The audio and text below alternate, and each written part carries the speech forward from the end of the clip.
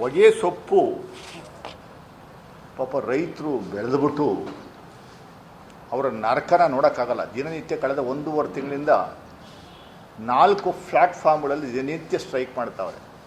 1 kg ಹೊಗೆ ಸೊಪ್ಪಿಗೆ ಅವರು ಕೊಡ್ತಾ ಇರುವಂಥ ಬೆಲೆ ಇವತ್ತು 140 ರೂಪಾಯಿ. ಬರೀ 140 ರೂಪಾಯಿ ಕೆಜಿಗೆ ತಗೋತಾವ್ರೆ ಸರ್. 1 kg ಹೊಗೆ ಸೊಪ್ಪು ಬೆಳೆಯುವಂಥದಕ್ಕೆ ಖರ್ಚು ತಗುಲುವಂಥದ್ದು ಕನಿಷ್ಠ 260ರಿಂದ 280 ರೂಪಾಯಿ ಅಲ್ವಾ ಸರ್? 260ರಿಂದ 200. ಯಾಕೆಂದರೆ ಅವರು ಬೆಳೀತಾವ್ರೆ. ವಿಜಯ್ ಕುಮಾರ್ ಹೊಗೆ ಸೊಪ್ಪು ಬೆಳೆದವರು. Is also member for that association. 260 ರೂಪಾಯಿ 1 kg ಬೆಳೆಯುವಂಥ ತಗುಲುವಂಥ ವೆಚ್ಚ 140 ರೂಪಾಯಿಗೆ ತಗೋತಾವ್ರೆ. ಟೊಬ್ಯಾಕೊ ಮಂಡಳಿಯವರು ಈ ಕಂಪ್ನಿಗಳು ಅದರಲ್ಲಿ ಭಾಳ ಪ್ರಮುಖವಾಗಿ ಪಾತ್ರವಹಿಸುವಂಥ company ITC company. ITC company has completely monopolised the marketing. ಅವ್ರ ಹಿಂದೆ 20 ಜನ 30 ಜನ ಹರಾಜಿಗೆ ಕೂಗಕ್ಕೆ ಅಂತ ಬಂದರೆ ITC ಕಂಪ್ನಿಯವನು ಏನು ರೇಟ್ ಫಿಕ್ಸ್ ಮಾಡ್ತಾನೋ ಅದಕ್ಕೆ ಹಿಂದೆ ಕೆಳಗಡೆ ಕೂಗಬೇಕೆ ಹೊರತು ಮೇಲೆ ಕೂಗಂಗಿಲ್ಲ. ಕೇಳಿದರೆ 40% GST ಆಗ್ತಾವ್ರೆ ಕೇಂದ್ರದವರು, ಅದಕ್ಕೋಸ್ಕರ ನಮ್ಗೆ ಅನ್ಯಾಯ ಆಗ್ತಾ ಇದೆ ಅಂತಲೇ. 40% GST ಆಗ್ತಾ ಇರುವಂಥದ್ದು ನಿನಗಲ್ಲಪ್ಪ. GST 40% ಕೇಂದ್ರದವರು ವಸೂಲಿ ಮಾಡ್ತಾ ಇರುವಂಥದ್ದು ಸಿಗರೇಟ್ ಸೇದೋನಿಗೆ ಫು ಅಂತ ಬಿಡ್ತಾರಲ್ಲ ಹೊಗೆನ, ಅವನು 40% ಆಗ್ತಾ ಇರೋದು GST. ಅವನು ಕಟ್ತಾವನೆ ಪಾಪ.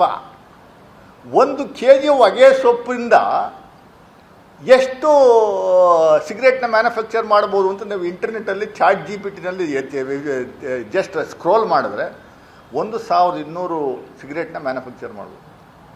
1 kg ಹೊಗೆ ಸೊಪ್ಪಿನಿಂದ ಕಂಪ್ನಿಯವನು ಕನಿಷ್ಠ 6000 ರೂಪಾಯಿ ಲಾಭ ಪಡ್ಕೊತಾನೆ. 6000 ರೂಪಾಯಿ ಲಾಭ. ಇಡೀ ದೇಶದಲ್ಲಿ 1 ವರ್ಷಕ್ಕೆ 10,000 ಕೋಟಿ ಸಿಗರೇಟ್ ಮ್ಯಾನುಫ್ಯಾಕ್ಚರ್ ಮಾಡ್ತಾರಂತೆ. 10,000 ಕೋಟಿ.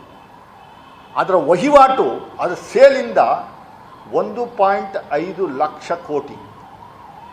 ಬರೀ GSTನೇ ಕೇಂದ್ರ ಸರ್ಕಾರದವರು ವಸೂಲಿ ಮಾಡುವಂಥದ್ದು 85,000 ಕೋಟಿ.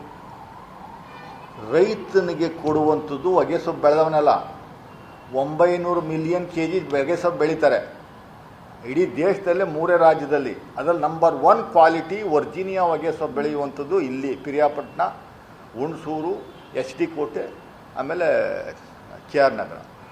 ನಂಬರ್ 1. ಇವತ್ತು ಅದಕ್ಕೆ 550 ರೂಪಾಯಿ ಇದೆ kg. ಪಕ್ಕದಲ್ಲಿ ಆಂಧ್ರದಲ್ಲಿ 380 ರೂಪಾಯಿ ಹೋಗ್ತಾ ಇದೆ.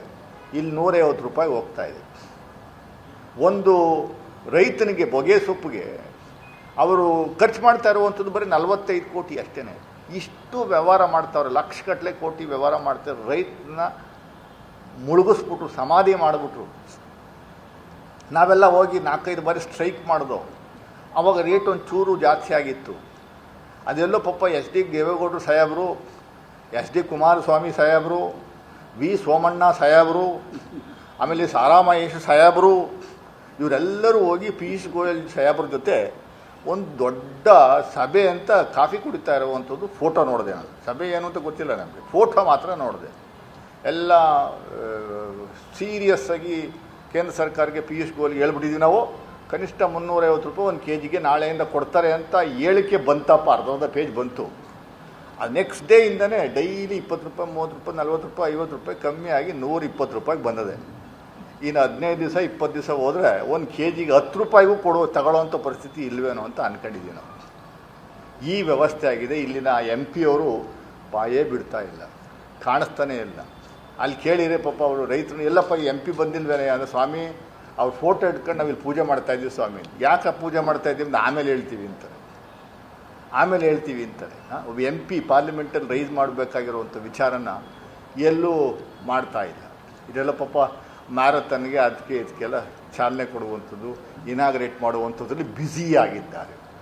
ವ್ಯಾಟ್ಸಪ್ಪು ಮೆಸೇಜ್ಗಳು, ಅವರ ಸ್ಟೇಟಸ್ಸು, ಅದರಲ್ಲಿ ಬಹಳ ಬ್ಯುಸಿಯಾಗಿದ್ದಾರೆ. ಅವ್ರ ಬಗ್ಗೆ ಏನಾದರೂ ನಾವು ಮಾತಾಡಿದ್ರೆ ನಮ್ಮ ವಿರುದ್ಧ 2 ರೂಪಾಯಿ ಭಕ್ತರು ಬಾಯಿಗೆ ಬಂದಂಗೆಲ್ಲ ಮೆಸೇಜ್ ಹಾಕ್ತಾರೆ, ಬಾಯಿಗೆ ಬಂದಂಗೆಲ್ಲ ಬೈತಾರೆ, ಕೇಳಂಗೆ ಎಲ್ಲ ಅನ್ನೋ ರೀತಿಯಲ್ಲಿ ಬೈತಾರೆ. ಏನು ಒಂದು ಅರ್ಥ ಆಗ್ತಾ ಇಲ್ಲ ಸ್ವಾಮಿ. ಕೊನೆಯದಾಗಿ ಪಾಪ ನಮ್ಮ MP ಅವರು ಸೋಮಣ್ಣ ಅವರು ಇಲ್ಲಿ ಬಂದು ಒಂದು ಪ್ರೆಸ್ ಮೀಟ್ ಮಾಡ್ತಾ ಇರ್ಬೇಕಾದ್ರೆ ನಾನು ನೋಡಿದೆ ಟಿ ವಿನಲ್ಲಿ. ಏಯ್ ಪ್ರತಾಪ್ ಸಿಂಹ ಬಂದರು, ಜಾಗ ಬಿಡು ಜಾಗ ಬಿಡು ಜಾಗ ಬಿಡು, ಸೀಟ್ ಕೊಡು ಸೀಟ್ ಕೊಡು ಸೀಟ್ ಕೊಡು, ಸೀಟ್ ಕೊಡಬೇಕು, ಕೂರ್ಲಿಲ್ಲ. ಚೇರ್ ಕೊಡಿ ಚೇರ್ ಕೊಡಿದ್ರು, ಚೇರು ಕೊಡಲಿಲ್ಲ, ಇವ್ರು ಕೊಡಲಿಲ್ಲ. ಯಾಕಂದ್ರೆ ಸೋಮಣ್ಣ ಅವ್ರ ಕತೆ ಗೊತ್ತಲ್ಲ ನಮಗೆ, ಸುಮ್ಮನೆ ಹೇಳ್ತಾರೆ ಅಷ್ಟೇ, ಏನು ಮಾಡಲ್ಲ, ಚೇರ್ ಕೊಡ್ಸಲ್ಲ ಅಂತ ಅವರೇ ಹೇಳ್ಕೊಂಡವ್ರು ಅಂತ.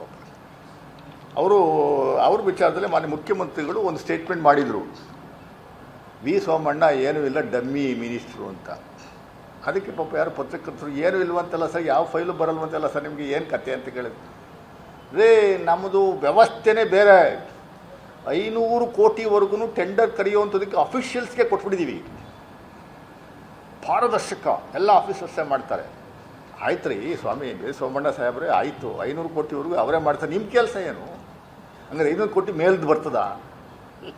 500 ಕೋಟಿ ಪ್ರಾಜೆಕ್ಟ್ ಮೇಲಿನ ಪಟ್ಟದ್ದು ನಿಮಗೆ ಬರ್ತದ ಅಂತ ಹೇಳಿಲ್ವಲ್ಲ ನೀವು? 500 ಕೋಟಿ ಮೇಲ್ಪಟ್ಟದ್ದು ಎಲ್ಲ ಪೂರ್ತಿ ವೈಷ್ಣವ್ಗೆ ಹೋಗುತ್ತೆ, 500 ಕೋಟಿ ಕೆಳಗಡೆದೆಲ್ಲ ಪೂರ್ತಿ ಆಫೀಸರ್ಸ್ ಮಾಡ್ತಾರೆ. ನಿಮ್ಮ ಕೆಲಸ ಏನು ಸೋಮಣ್ಣನವರೇ?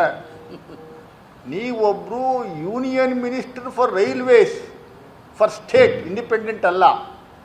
ನಿಮ್ಮನ್ನು ಹೊರಗಡೆ ನಿಲ್ಲಿಸ್ತಾರೆ, ಯಾವ ಮೀಟಿಂಗು ಕರೆಯಲ್ಲ, ಯಾವ ಫೈಲು ನಿಮಗೆ ಬರಲ್ಲ. ಸತ್ಯ ಅದು, ಸುಳ್ಳು ಯಾಕೆ ಹೇಳ್ತೀರಿ? ಸತ್ಯ ಹೇಳಿ. ಅದಕ್ಕೆ ಪಾಪ ವಾರಕ್ಕೆ 2 ಸರಿ ಮೈಸೂರು ಬೆಂಗಳೂರು ಇಲ್ಲೆಲ್ಲ ಸುತ್ತಕೊಂಡು ಸಿದ್ದರಾಮಯ್ಯನವ್ರನ್ನ ಅಟ್ಯಾಕ್ ಮಾಡೋದು, ಪ್ರೆಸ್ಸಲ್ಲಿ ಅಟೆನ್ಷನ್ ಕ್ರಿಯೇಟ್ ಮಾಡುವಂಥ ಕೆಲಸವನ್ನು ಮಾಡುವಂಥದ್ದು ಬಿಟ್ಟರೆ, 2 ವರ್ಷ ಆಯಿತು ನೀವು ಮಂತ್ರಿಗಳಾಗಿ ಸೋಮಣ್ಣನವರೇ, ಕರ್ನಾಟಕಕ್ಕೆ ಏನಾದರೂ ಒಂದು ಪ್ರಾಜೆಕ್ಟ್ ಕೊಟ್ಟಿದ್ರೆ ದಯಮಾಡಿ.